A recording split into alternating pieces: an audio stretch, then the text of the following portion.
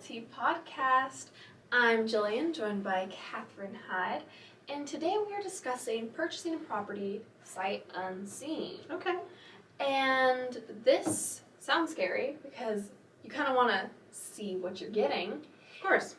But it's not as daunting of a process or a thought to purchase a home sight unseen, and especially due to the pandemic, this has become more popular because we've recently since reopened, but seeing properties is a little bit more tricky just in terms of the safety procedures, personal health, being cautious, and trying to slow the spread of the virus. So, Catherine, you've had experience even prior to this pandemic with buyers purchasing sight unseen, right? Yes. And how does that normally go down? What type of client, what makes you a candidate for purchasing sight unseen? More often than not, it's an investor, right? So they are purchasing a home based on its investment potential, its return on paper, and there are assumptions made. The property should be habitable. It should be in decent condition. The mechanical system should be working. All of that stuff. But since the pandemic, as you said, there's been more emphasis on not putting yourself at risk and walking through a unnecessary number of properties. So what we have done to facilitate that is, assuming it's an owner-occupied buyer or vacation home, someone for a property for your own use, we have done virtual showings. So it'll be one person entering the property, therefore not endangering the residents. Right. And we'll do a full-blown digital tour where it's not just us walking and filming, but we're also creating a 3D floor plan. We create a 3D tour where you can walk through and go in and out of rooms as you see fit. So that's one way of doing it. Obviously, that only gives you the look of you're just seeing the property. Once we go into contract, keep in mind that you're not all in, money is gone, your deposit is hard or anything like that. You still have due diligence, and that's when we send in an inspector. So that inspector is the individual who's going to turn on the air conditioning, the heater, run every faucet, check underneath the kitchen sink, and look for things that you don't see when we're walking in. And we would do that anyway, whether or not you walk the property before making an offer or not.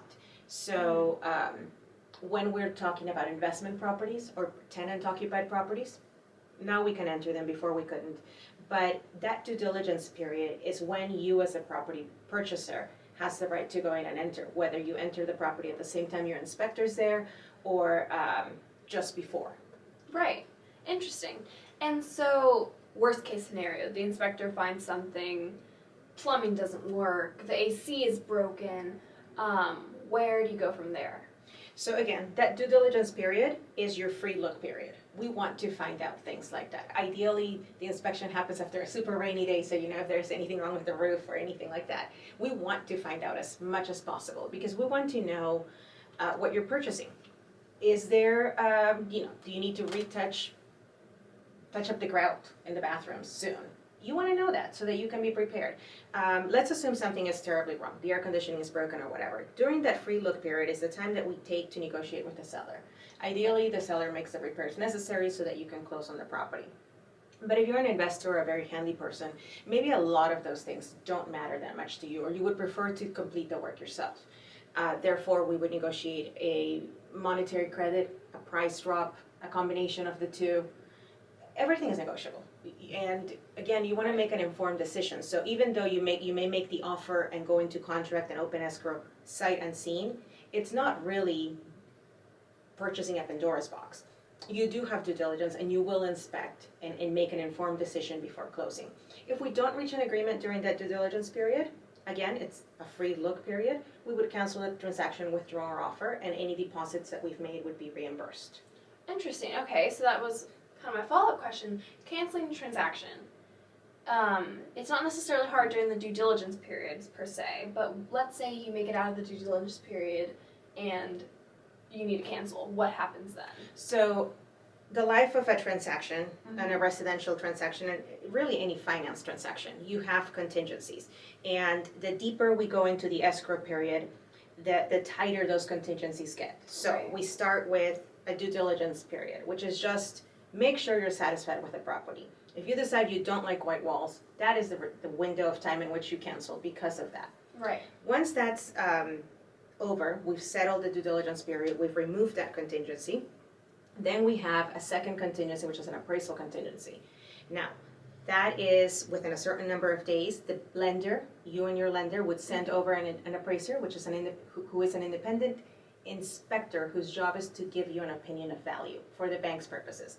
Right. That individual needs to confirm that the property is, whatever you're purchasing that property for, that amount is fair market value for the property. And they Right. ensure that for the bank's purposes. So let's say they cannot. There aren't enough comps, or they just don't see the value in this home and the property is appraised for less than our contract amount. Right.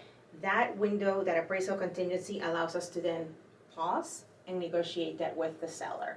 As long as we're doing that within that window of time, we can agree to pay out of pocket. Let's say you went into contract for $300, the property's only worth $295. You can choose to pay $300, you're just paying the $5 out of your pocket. Mm-hmm. You can choose to have, the seller may choose to drop the price. From $300 to $295, fantastic. Or you can meet somewhere in the middle. You know, maybe you pay $297 and you only pay $2 out of whatever. That window of time is where we resolve that concern. If we cannot resolve it, then we cancel the transaction, withdraw our offer, the earnest money comes back. But appraisal contingency, that is the only reason one could cancel during that additional time frame. After that, the last contingency, again, these are common contingencies, is the loan contingency. If for whatever reason you cannot obtain your financing, for example, the property, God forbid, something happens to it, and it is no longer what you were purchasing before, there was a fire. Right. There's no longer collateral, so that the loan would be turned down, your earnest money would be reimbursed. You lose your job, and you can no longer qualify. Again, as long as we're within the loan contingency window, your earnest money would be reimbursed. Once that expires, there's usually a period of time anywhere from 3 to 7 days before we close the transaction. After the loan contingency, your earnest money is fully non-refundable then. Like I said, it starts very open and then gets tighter and tighter and tighter. So you do have time where you are protected and Yes. not at risk. The key is to be kind of very steadfast with your decision making, because you want to stay protected as much as possible. Absolutely, you don't want to drag your feet at any point during the transaction. It's also why we highlight doing your homework ahead of time. So we want to know that our loan is going to go through Right. as much as we can, barring any unforeseen circumstance. The loan should go through. We've done all our homework before we even wrote offers. And that's because we don't want to be on the 11th hour and have to scramble. Yeah, it's We're at heartbreaking, risk it's a of waste of energy. losing money, yeah. Absolutely. Appraisals, same thing. Before we write the offer, we've checked comps. We wouldn't overpay for a property. So we've made an educated decision on how much we're going to offer, and we negotiated for that, so that there really shouldn't be any issues coming up in appraisal contingencies. Right. Anything can happen, but we want to prepare for the unexpected. Right? Most definitely. And that's definitely the key to why you should always pick an experienced realtor. And you're very much an active communicator. The second there's a problem, she'll be on the phone calling you. I've seen it firsthand. Like, regardless of the circumstance, she could be in the bathtub and be like, oh no, it's time to call. So she'll protect that earnest money, most definitely. And so when it comes to loans per se, purchasing from out of state, those are common people who do purchase sight unseen. How do I prepare to purchase in a different state? How do I secure financing? It requires a lot of forethought, yeah? Again, yeah, just a little bit of planning will go a long way. Having really good conversations with your realtor to help you identify your goals, identify where you want to go. If it's for your personal use, it wouldn't hurt to make a little trip ahead of time and just make sure you're familiar with certain neighborhoods. The house itself, assuming all of the homework was done, really it's the easiest part. Oops. So homework really does help us. If you're purchasing from out of state and you're going to finance, you have to make sure that your lender is licensed to work in Nevada. Sometimes we get like out of state lenders and the client is approved and the lender wasn't approved to finance properties in Nevada. What else? Good communication is important. We have a source or resources or vendors or partners. We use them regularly. Thankfully, because of our volume, we're able to use them repeatedly. So if we need a sewer inspector, we have that. If we need a property inspector, a roofer, a handyman to give us a quote, because maybe Maybe the cabinets are a little beat up and you want to refinish them. We want to know how much that would cost us as early as possible so that you can budget for it. So Right. we have all of that for you and we're able to help you. Again, just get your ducks in a row so that everything flows as smoothly as possible. Right.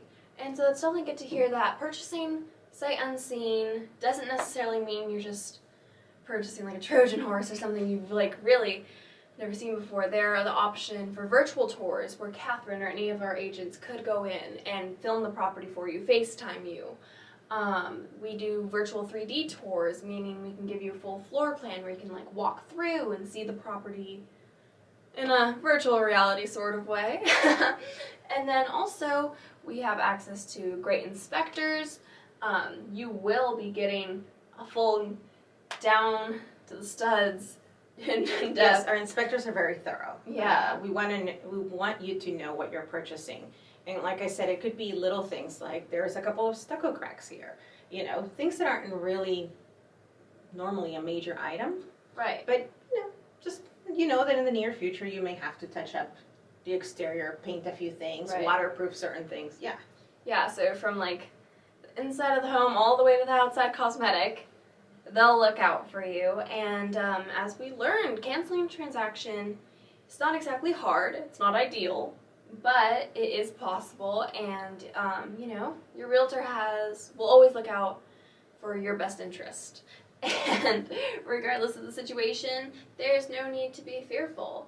And during this pandemic, it is extremely important to be cautious and sanitary and definitely try and slow the spread.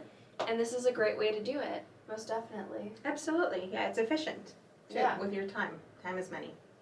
Well, anyways, thank you, Catherine, for telling us all about sight unseen properties. And if you are interested in viewing a 3D home or purchasing sight unseen, go ahead and visit our Hyde Real Estate website where we do have some properties with 3D tours. Yes, most of our office listings will have a 3D tour. We take great pride in preparing full marketing packages for all of our listings. It's an expense, but it's such a great resource for the client. I mean, it just helps us do our job better. Right, and that's actually really nice to think about. You can be like 2 a.m. in bed in your pajamas and Touring homes. Don't Right. need to be up during the daytime hours. So regardless of your circumstance, we are here for you. Let's get you a home. Let's sell your home. Whatever your situation is, stay safe, Realty listeners, and we'll see you next week.